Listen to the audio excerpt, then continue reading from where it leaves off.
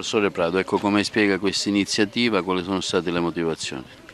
È una bella iniziativa voluta da diverse associazioni e enti, in primis dal Liceo Scientifico Leonardo, che ha chiesto all'Accademia di Belle Arti di realizzare queste mattonelle in ceramica che portassero i titoli di opere di Pirandello e anche di parte delle opere proprio di Pirandello, in modo che il turista che viene qua al Parco Pirandello purtroppo si accorge della noncuranza di questo sito così importante. Non so se ci sono impiegati che possano pulire, forse non ci sono, probabilmente scenderemo noi, l'Accademia e TVA qualche giorno a dare una bella ramazzata a questo spiazzale, e dicevo che possono anche ricordarsi dei titoli di opere di Pirandello e anche leggere qualche cosa molto interessante.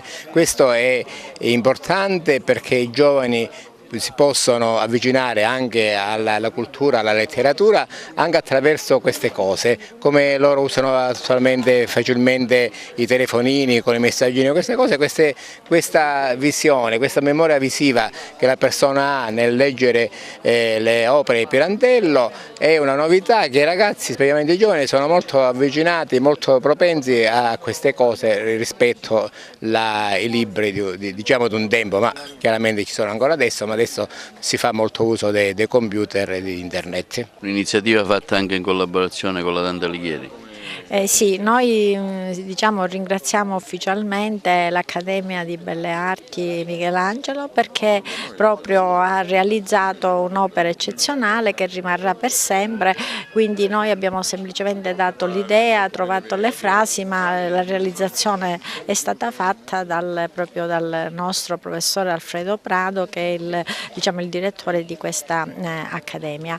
In più il Comune di Agrigento con l'assessorato alla cultura ha fatto proprio questa iniziativa, quindi oggi siamo qua per far vedere le prime piastrelle che sono state messe, continueranno per l'intero perimetro della piazza nei vari muretti. Sarà qualcosa che ricorderà questo 150° anniversario della nascita di Luigi Pirandello.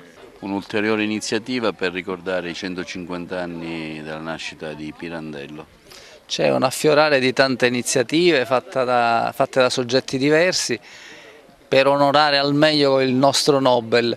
150° credo che si stia segnalando proprio per questo nuovo aspetto, cioè un lavoro di rete che non si può dire in capo a Tizio o a Caio, ma a tanti, che cominciano ad acquisire coscienza che anche questo nostro figlio illustre può essere un'occasione di promozione della nostra città e del nostro territorio.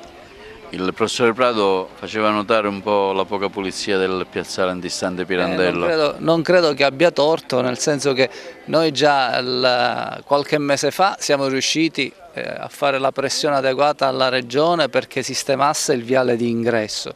Come voi sapete, questa è un'area di pertinenza regionale, non è coperta da contratti di pulizia del Comune di Agrigento perché sarebbe fuori di norma, ma è proprio della Regione. La Regione dovrebbe curare con maggiore attenzione spazi come questo, che sono spazi dove il turista arriva e arriva in maniera anche insistita. Di tanto in tanto il Comune, pur non essendo prevista dal contratto, fa degli interventi straordinari di pulizia, ma non sono nella norma, ecco, sono atti di protagonismo civico del Comune nei confronti della Regione.